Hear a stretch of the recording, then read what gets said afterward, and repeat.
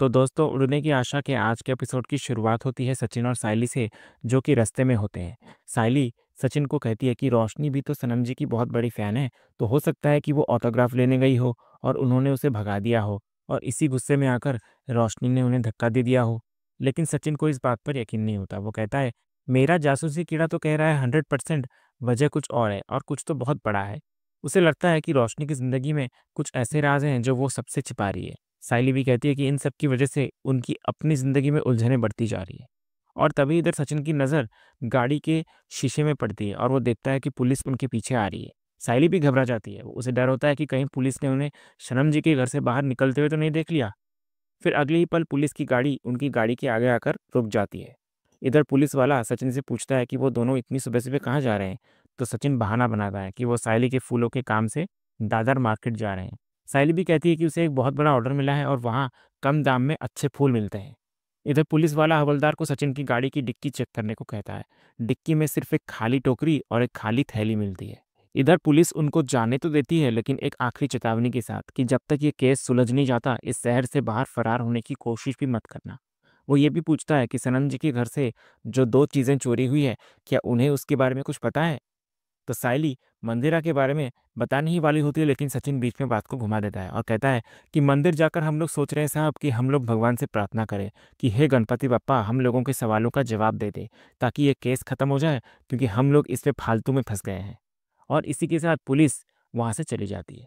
और फिर पुलिस के जाने के बाद सचिन कहता है सायली को कि अपनी वाट लगते-लगते बच गए हम लोग। वो कहता है कि सायली की फूलों की टोकरी ने उन्हें बचा लिया। सायली इधर कहती है कि पुलिस अब उन पर नज़र रखे हुए है और उन्हें ही चोर समझ रही है, जबकि बात चोरी से भी कई ज़्यादा बड़ी है। सचिन कहता है जो सच के लिए आवाज़ उठाता है वो हमेशा फँसता ही है। लेकिन वो कहता है कि वीके सर के लिए वो इतना तो कर ही सकते हैं। दूसरी तरफ घर पर रोशनी सोए हुए तेजस को देखती है और मनी मन उससे माफ़ी मांगती है। वो कहती है, आई एम सॉरी तेजस, मैंने तुमसे बहुत झूठ बोले हैं। वो कहती है कि जो वो अब करने जा रही है वो भी एक बहुत बड़ी गलती है, लेकिन वो मजबूर है। इतना कहकर रोशनी घर से कहीं चली जाती है। अगली सुबह रोशनी रोज़ की तरह अपने पार्लर में आती है और शिखा से फ़ोन पर बात कर रही होती है और कह रही होती है कि वो कल से बहुत गिल्टी फील कर रही है। लेकिन तभी उसके सामने सचिन आ जाता है और पूछता है, क्या रे खजूरी, किस बात का गिल्ट फील हो रहा है तेरे को? तो रोशनी उसको देखकर हैरान हो जाती है। लेकिन तभी वहाँ सायली भी आती है और सीधा सवाल करती है रोशनी से कि तुम सनम जी के घर गई थी ना? झूठ बोलने की कोशिश भी मत करना, क्योंकि 21 तारीख की सीसीटीवी फुटेज में हमने तुमको वहाँ जाते हुए देखा था। ये सुनकर रोशनी के होश उड़ जाते हैं। सचिन उसे डराते हुए कहता है कि उसके पास फ़ोन में फुटेज भी है। असल में सचिन सिर्फ झूठ कह रहा होता है ताकि रोशनी डर कर सच उगल दे। इधर सायली दोबारा पूछती है, क्यों गई थी तुम वहाँ? क्या तुमने ही सनम जी को छत से धक्का दिया? वो कहती है कि उनके पहुंचने से कुछ मिनट पहले ही वो वहां गई थी, जिसका मतलब है कि वो कुछ ऐसा जानती है जो वो सबसे छिपा रही है। इधर रोशनी अनजान बनने का नाटक करती है, लेकिन सायली कहती है कि उन्होंने उसके स्टाफ से भी पूछा था और उन्होंने भी बोला था कि वो वीके सर के घर गई थी और उन्हें सब पता है। वो उसे आगे वार्निंग देती है कि बेहतर यही होगा कि तुम अभी के अभी हमें सच बता दो, वरना तुम बहुत बड़ी मुसीबत में फंसने वाली हो। उसके बाद इधर सचिन रोशनी को पुलिस के डंडों का डर दिखाता है, तो रोशनी आखिरकार मान लेती है कि वो वहां गई थी, लेकिन सिर्फ सैलून सर्विसेज के लिए। वो बताती है कि शीतल ने उसे पेडिक्योर और फेशियल के लिए बुलाया था। सचिन उसकी घबराहट को देखता है कि उसके माथे पर शिकंज होती है, हाथ मल रही होती है रोशनी, तो वो कहता है सायली से, कोई सच्चा इंसान इतना डरता नहीं है। 100% कुछ तो झूठ बोल रही है रोशनी। वो उसे फिर से पुलिस का डर दिखाता है। तो आखिरकार रोशनी एक और कहानी सुनाती है। वो बताती है कि वो शीतल के लिए ही वहां गई थी, लेकिन तभी शीतल के पास कोई अर्जेंट फोन आया और वो चली गई। उसके बाद वीके सर आए और उन दोनों के बीच कोई बहस हुई। फिर शीतल ने उसे वहां से जाने को कह दिया और वो चली गई। वो कहती है कि जब उसने वीके सर के गिरने की बात सुनी तो उसे भी डर लगा था कि कहीं शीतल ने ही उन्हें धक्का न दे दिया हो। फिर जब उसने वीके सर की नई वीडियो अपलोड होते हुए देखी तो उसे राहत मिला। इधर सचिन कहता है रोशनी को कि उसे उनके लिए एक काम करना होगा। तो अगले ही पल हम देखते हैं कि शीतल रोशनी के पार्लर में आती है। रोशनी इधर कहती है, अच्छा हुआ कि तुम यहाँ पर आ गई। शीतल कहती है कि वो उसके स्पा के साथ फ्री मसाज वाले ऑफर के लिए आई है। इधर जैसे ही शीतल अंदर जाती है मसाज रूम में, तो रोशनी इधर सचिन और सायली से कहती है कि वो लोग बहुत गलत कर रहे हैं। तो सायली रोशनी को समझाती है, पर रोशनी, ये किसी इंसान की जिंदगी का सवाल है। तो रोशनी मजबूरी में मान जाती है। इधर सायली सचिन को पूछती है कि क्या ये आइडिया काम करेगा। सचिन कहता है, 1% चांस तो लेना ही पड़ेगा ना। और फिर वो कहता है कि वो जो शीतल है ना, बड़ी चालाक है, उसने सब कुछ हमारे ऊपर डालकर खुद शांति से बैठी है। तभी तो ऐसे आराम से घूम रही है। वो कहता है कि अब जब शीतल अपनी शांति की ओवर कॉन्फिडेंस में है, तो वो कोई ना कोई गोची ज़रूर करेगी और सच बाहर आ ही जाएगा। दूसरी तरफ इधर मसाज रूम में शीतल चेंज करके आती है। रोशनी उसको आराम से लेटने को कहती है और उसका सारा सामान एक टोकरी में रखने को कहती है। शीतल अपना बैग, मोबाइल और सारा सामान उस टोकरी में रख देती है। लेकिन जैसे ही रोशनी उस टोकरी को बाहर ले जाने लगती है, शीतल उसे रोक लेती है और पूछती है, ये सामान तुम कहाँ पर रखोगी? रोशनी कहती है कि वो उसे लॉकर में रखेगी। लेकिन शीतल बड़ी चालाक होती है। वो कहती है, उसकी कोई ज़रूरत नहीं है, तुम ये सामान इधर ही रख दो मेरे सामने। वो कहती है कि उसे अपने सामान की ज़रूरत पड़ती रहती है। और फिर वो अपना फ़ोन भी ले लेती है और कहती है कि उसे ज़रूरी कॉल्स और मैसेजेस आते रहते हैं, इसलिए वो उसे अपने पास ही रखेगी। इधर रोशनी बात को संभालती है और शीतल को आराम से लेट जाने को कहती है। वो उसकी आंखों में फिर आई मास्क लगा देती है और रिलैक्सिंग म्यूजिक भी चला देती है। और फिर वो एसेंशियल ऑयल लाने का बहाना बनाकर वहाँ से बाहर चली जाती है। इधर बाहर आकर रोशनी सचिन और सायली से कहती है कि शीतल अपना बैग देने को तैयार नहीं है। वो उन दोनों को भी अंदर आने को कहती है। वो कहती है, मैं उसको हेड मसाज देती हूँ, तब तक तुम दोनों उसका फ़ोन चेक कर देना। इधर तीनों अंदर आते हैं। रोशनी शीतल को बातों में उलझाए रखती है और सायली चुपके से शीतल का बैग उठा लेती है, लेकिन बैग में सिर्फ लेडीज का सामान ही निकलता है। तभी इधर शीतल के फोन पर एक मैसेज आता है, तो वो उठकर बैठ जाती है। सचिन और सायली घबराकर जो वहीं पर होते हैं सोफे के पीछे छिप जाते हैं। इधर शीतल देखती है कि सिर्फ एक सोशल मीडिया नोटिफिकेशन आया होता है, तो रोशनी उसको फिर से जबरदस्ती लेटा देती है और कहती है कि रिलैक्स करते वक्त कोई डिस्ट्रैक्शन नहीं होना चाहिए। वो खुद उसका फोन साइलेंट पर डाल देती है और सचिन सायली को फिर से अपने काम पर लगने का इशारा करती है। इधर रोशनी आगे शीतल से पूछती है कि वीके सर आजकल पुरानी वीडियोस क्यों पोस्ट कर रहे हैं? तो शीतल कहती है कि वो बाहर गए हुए हैं और उनके पास वीडियो शूट करने का टाइम नहीं है, इसलिए। इधर सचिन सायली को इशारा करता है कि उन्हें शीतल का फोन चाहिए, लेकिन तभी बैग रखते वक्त सायली का पैर सोफे से टकराता है और आवाज होती है। शीतल पूछती है, ये आवाज कैसी है? तो रोशनी बात को संभालते हुए कहती है कि उसे साइड टेबल लग गई। फिर रोशनी म्यूजिक की आवाज़ को तेज कर देती है और सचिन को इशारा करती है कि फ़ोन शीतल के पास वाले टेबल पर है। तो सायली चुपके से फ़ोन को उठा लेती है, लेकिन उसमें फिंगर लॉक लगा हुआ होता है। तो रोशनी फिर एक दाव चलती है।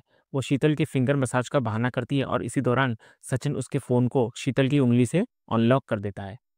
इधर दोनों बाहर आते हैं और फ़ोन चेक करते हैं। सचिन देखता है कि वीके सर का सोशल मीडिया अकाउंट शीतल के फ़ोन पर खुला हुआ है और सारी पुरानी वीडियोस भी उसके फ़ोन में है। वो कहता है, इसका मतलब है कि शीतल ही सनम जी की पुरानी वीडियो अपलोड करती है। लेकिन सायली कहती है कि ये सबूत के लिए काफ़ी नहीं होगा। तभी इतने में रोशनी बाहर आती है और पूछती है कि क्या उन्हें कुछ मिला? तो सायली कहती है कि नहीं मिला। तो रोशनी फिर कहती है, मुझे तो लगता है कि शीतल ने कुछ किया ही नहीं है। लेकिन सचिन कहता है, और मुझे लगता है कि हमने सही जगह पर देखा ही नहीं है। वो कहता है कि उन्हें वापस अंदर जाना पड़ेगा। अगले ही पल हम देखते हैं कि रोशनी शीतल को बैक मसाज दे रही होती है और सचिन सायली दोबारा अंदर आते हैं। सायली शीतल का फोन वापस उसकी जगह पर रख देती है। तभी सायली रोशनी को इशारे से शीतल की गाड़ी की चाबी के बारे में पूछती है। तो रोशनी इशारे से कहती है कि चाबी शीतल के बैग में है। तो सायली चुपके से बैग में से चाबी निकालती है और सचिन को पकड़ा देती है। सचिन वो चाबी लेकर बिना कोई आवाज़ किए बाहर चला जाता है। इधर बैग रखते वक्त फिर से आवाज़ होती है, तो शीतल पूछती है, दोबारा ये आवाज़ कैसी? तो रोशनी तुरंत बात को संभालते हुए कहती है, आप रिलैक्स करिए, वो मेरी एक कलीग है ना रीता, वो आई है। फिर वो शीतल के सामने सायली को रीता कहकर बुलाती है और कहती है, रीता अब हम अपर बॉडी और लोअर बॉडी मसाज करेंगे। फिर सायली भी तुरंत नाटक में शामिल हो जाती है। वो अपनी आवाज़ को थोड़ा भारी और प्रोफेशनल बनाकर शीतल से कहती है, मैं आपके लोअर बॉडी की मसाज करने वाली हूँ। और फिर सायली शीतल के पैरों का मसाज करने लगती है, लेकिन उसके मन में जो गुस्सा होता है वो उसके हाथों में आ जाता है और वो उसके पैर को जोर से दबा देती है। शीतल दर्द से चिल्लाते हुए कहती है, आराम से करो। इधर रोशनी कहती है, वो नहीं है ना इसीलिए। फिर वो माफ़ी मांगती है। उसके बाद सायली मन ही मन घबराते हुए कहती है, सचिन थोड़ा जल्दी करना। अगले ही सीन में सचिन नीचे पार्किंग लॉट में होता है और वह सीधा शीतल की गाड़ी का लॉक खोलकर अंदर घुस जाता है। वो गाड़ी का कोना कोना छानने लगता है और वो गाड़ी के आगे वाले सीट के पास भी जो लॉकर होता है उसे भी खोलकर देखने लगता है। तभी सायली घबराकर भागती हुई आती है और कहती है, इतना टाइम क्यों लग रहा है तुमको? सचिन उसे पीछे डिक्की में जाकर चेक करने को कहता है। तो सायली कहती है, तुम भी जल्दी जल्दी चेक करो, क्योंकि रोशनी ने कहा है कि हमारे पास ज़्यादा समय नहीं है। इधर सायली डिक्की खोलती है, लेकिन वो पूरी खाली होती है। उसे निराशा होती है, लेकिन तभी उसे रोशनी का मैसेज आता है। उधर सचिन को आगे वाले लॉकर में एक मोबाइल फ़ोन मिलता है। इधर सायली भागकर सचिन के पास आती है और कहती है, रोशनी का मैसेज आया है कि शीतल शावर लेने गई है और हमारे पास सिर्फ 10 मिनट है। तो सचिन सायली को फ़ोन दिखाते हुए कहता है, देख मेरे को क्या मिला। और जैसे ही वो फ़ोन ऑन करता है, वो दोनों देखकर हैरान रह जाते हैं और ये फ़ोन किसी और का नहीं बल्कि खुद सनम जी का होता है। तभी सायली को एक और मैसेज आता है। वो कहती है कि शीतल बाहर आ गई है और उसे जल्दी से चाबी वापस रखने जाना है। वो सचिन से फ़ोन को अनलॉक करने को कहती है। सचिन कहता है, पर मैं इतना जल्दी ऐसे कैसे अनलॉक करेगा? इसमें तो पिन लगा हुआ है। वो कहता है, एक जगह मालूम है मेरे को, जिधर अपना ये काम हो जाएगा। और अगले ही पल सचिन वो फ़ोन लेकर सीधा पुलिस स्टेशन पहुंच जाता है। इधर पुलिस स्टेशन में सायली सचिन को बोलती है, बाल बाल बच गए, उधर मेरा चाबी रखना भी हो गया और दूसरी बाजू उसका अंदर आना भी हो गया। वो कहती है कि अब जब उन्होंने इतना बड़ा जोखिम उठाया है तो बप्पा करे कि कोई ना कोई सबूत मिल ही जाए। इधर इंस्पेक्टर चेतावनी देता है कि अगर इसमें कुछ नहीं मिला तो वो दोनों जेल में होंगे। फिर पुलिस फ़ोन का सारा डेटा अपने लैपटॉप में ट्रांसफ़र करती है। उन्हें एक हिडन फ़ोल्डर मिलता है जिसमें विकी और शीतल की ऐसी तस्वीरें होती हैं जैसे वो बॉयफ्रेंड गर्लफ्रेंड हो। लेकिन असली तूफ़ान तो अभी आना बाकी होता है। उन्हें एक वॉइस नोट मिलता है जिसमें शीतल विकी को धमकी दे रही होती है कि तुम सिर्फ़ शीतल के हो और अगर तुमने ये रिश्ता ख़त्म किया तो मैं तुमको ख़त्म कर दूँगी। ये सुनकर सब लोग चौंक जाते हैं। सचिन कहता है, अभी हो गया ना दूध का दूध और पानी का पानी। वो कहता है कि उन्होंने पहले ही बताया था लेकिन पुलिस ने उन्हें ही गुनहगार मान लिया। इंस्पेक्टर कहता है कि उस वक्त सारे सबूत उनके खिलाफ थे। सायली कहती है, अब जब सबूत सामने है तो उन्हें शीतल से सवाल जवाब करना चाहिए। तो आखिरकार इंस्पेक्टर शीतल के नंबर को सर्विलेंस पर डालने और उसे ट्रैक करने का हुक्म देता है अपने आदमी को। अगले ही सीन में पुलिस इंस्पेक्टर सचिन और सायली के साथ वी के सर के घर पहुंचता है और घर की तलाशी लेने का हुक्म देता है। शीतल पूछती है कि ये सब क्या चल रहा है। इंस्पेक्टर कहता है कि सचिन और सायली ने कुछ ऐसे सबूत पेश किए हैं जिसने इस केस को एक नया मोड़ दे दिया है। तभी सायली की नज़र इधर सोफे के पीछे छिपे हुए किसी के पैरों पर पड़ती है। सचिन आगे बढ़ता है लेकिन शीतल उसे रोक लेती है। सचिन फिर जबरदस्ती हटाता है और जैसे ही वो सोफे के पीछे देखता है उसके होश उड़ जाते हैं। वहाँ सनम जी होते हैं। अगले ही पल वीके सर की बॉडी को सामने लाया जाता है। सचिन फूट फूट कर रोने लगता है कि सनम जी निकल लिए सायली, अब मैं कैसे इनको टीवी पर देखेगा। वो शीतल पर चिल्लाता है कि उसी ने उसे खत्म कर दिया है। सायली भी शीतल को वो वॉइस नोट याद दिलाती है जिसमें उसने वीके को खत्म कर देने की धमकी दी थी। लेकिन शीतल कहती है, चुप रहो, क्या ड्रामा कर रहे हो तुम लोग। सचिन पुलिस को रोते हुए शीतल को अरेस्ट करने को कहता है। इंस्पेक्टर भी शीतल के अजीब बर्ताव को देखकर हैरान होता है। वो कहता है कि उसके सामने सनम जी की बॉडी पड़ी है और वो इतनी कैजुअली बात कर रही है। शीतल कहती है, तो क्या करूं मैं, फैन मूवमेंट्स क्रिएट करूं या ब्लॉग बनाऊं। सायली कहती है कि इसका मानसिक संतुलन ठीक नहीं है। इधर सचिन आगे रोते हुए सनम जी की बॉडी के सामने वादा करता है कि जिसने तुम्हारे साथ ऐसा किया है मैं उसको छोड़ेगा नहीं। ये तुमसे तुम्हारे फैन का वादा है। लेकिन तभी कहानी में सबसे बड़ा और सबसे चौंकाने वाला मोड़ आता है। वीके सर को होश आ जाता है और वो अपनी आंखें खोल देते हैं। और वीके सर को जिंदा देखकर सचिन, सायली और यहाँ तक कि पुलिस भी हैरान रह जाती है। तभी इधर शीतल नाटक करते हुए वीके को उठाती है और पूछती है, तुम ठीक तो हो वीके। पुलिस भी हैरान होती है कि यहाँ क्या हो रहा है। तभी वीके सचिन की तरफ देखकर उसका नाम पुकारता है तो सचिन को अपनी आंखों पर यकीन नहीं होता। वो उसे छूकर देखता है और खुशी से चिल्ला पड़ता है कि ये तो जिंदा है, ये तो चमत्कार है। शीतल ताना मारती है, जिंदा आदमी जिंदा है तो ये तो बहुत बड़ी गुड न्यूज़ होगी तुम्हारे लिए, बेवकूफ़ इंसान। इधर इंस्पेक्टर वीके से पूछता है कि वो सोफे के पीछे कैसे पहुंच गए।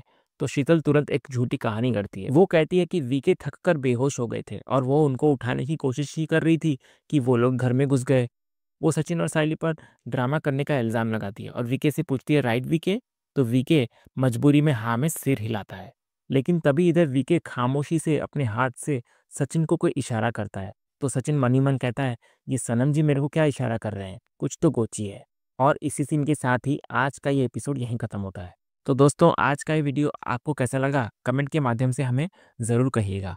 और कमेंट में हाइप करना भी मत भूलिएगा और वीडियो को लाइक भी कीजिएगा, शेयर भी कीजिएगा, सब्सक्राइब करना तो बिल्कुल भी मत भूलिएगा ताकि ऐसे ही रोज़ लेटेस्ट एपिसोड के अपडेट्स आप टेलीविज़न से पहले पा सकें। तो मिलते हैं हम एक नए एपिसोड के रिव्यू में, तब तक के लिए गुड बाय।